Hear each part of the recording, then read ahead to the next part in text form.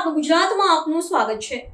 માંગરોળમાં લાંબા સમય પછી સોપારી કાંડની તપાસનો ધમધમાટ શરૂ। માંગરોળના બહુચર્ચિત સોપારી કાંડમાં આખરે પોલીસ ફરિયાદ નોંધાતા મામલો ફરી ચર્ચામાં ચડી ગયો છે। મળતી માહિતી મુજબ માંગરોળના હનીફ હુસેન બેરાએ થોડા વર્ષો પહેલા માંગરોળના આઈજી સેલ્સ એજન્સીના સંચાલક ઇરફાન ઇબ્રાહિમ જેઠવા સાથે સોપારી ધંધામાં વધુ નફો આપવાની લાલચમાં રોકાણ કર્યું હતું। ગત તારીખ 11 સપ્ટેમ્બર 2022ના રોજ હનીફ બેરાએ કુલ ₹1,24,70,000નું રોકાણ કર્યું હતું, પરંતુ લાંબા સમય બાદ પણ નફો કે મૂળ રકમ પરત ન મળતા હનીફ બેરાએ પોતાના પૈસા માંગ્યા ત્યારે આરોપી ઇરફાનના પિતા ઇબ્રાહિમ જેઠવાએ રસ્તામાં રોકી પૈસા પાછા નહીં મળે તેવી ધમકી આપતા ઢીકા પાટુનો માર માર્યો હોવાનું ફરિયાદમાં જણાવાયું છે। આ સમગ્ર ઘટનાને લઈને માંગરોળ પોલીસ સ્ટેશનમાં છેતરપિંડી અને વિશ્વાસઘાતનો ગુનો નોંધાયો છે। મામલો નોંધાયા બાદ ડીવી કોડિયાત ડીવાયએસપી માંગરોળે ટીમ સાથે તપાસ શરૂ કરી છે।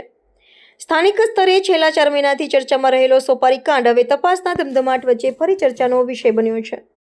માંગરોળ પોલીસ સ્ટેશન ખાતે એક બનાવ જાહેર થયેલ છે। બનાવની વિગતો જોઈએ તો ફરિયાદી છે હનીફ હુસેન બેરા।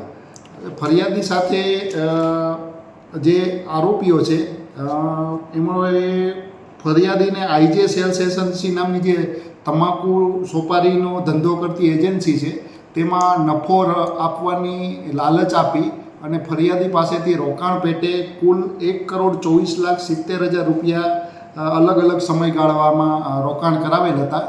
ત્યારબાદ ફરિયાદીએ આ જે રોકાણ કરેલ હતું તેના પેટે વળતર નફો આપવા માટે માગણી કરતા જે આરોપીઓ છે તેઓએ નફો આપવાનો પણ ઇનકાર કરેલ તેમજ તેની મૂળ રકમ આપવાનો પણ ઇનકાર કરેલ।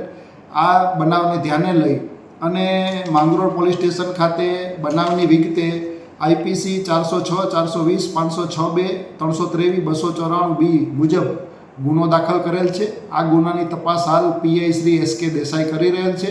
વધુ વિગતો તપાસ દરમિયાન મળવા પામશે તે આપને રજૂ કરવામાં આવશે। तो व्हाट्सएप, ट्विटर, फेसबुक, इंस्टा जहाँ भी आपका अकाउंट है इसे शेयर बटन के द्वारा वहाँ पर शेयर करें।